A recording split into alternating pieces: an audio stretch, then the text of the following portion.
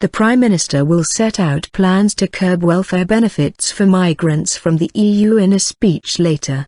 David Cameron will say EU migrants should have to wait at least 4 years before receiving benefits such as welfare payments or council houses. He will insist the changes, which he will seek if he is elected in May, are an absolute requirement in future talks over whether to stay in the EU. It follows news that net migration to the UK has risen above 2010 levels.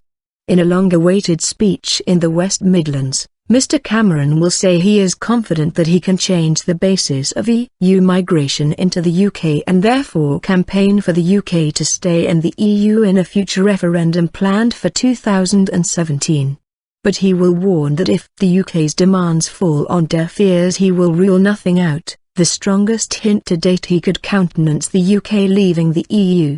The main proposals in the speech, which are dependent on Mr Cameron remaining in power after May's general election. Mr Cameron will say the UK public's concerns about levels of EU immigration over the past decade are not outlandish or unreasonable, and the changes will create the toughest welfare system for migration in Europe.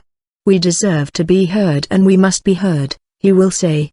Here is an issue which matters to the British people and to our future of the European Union.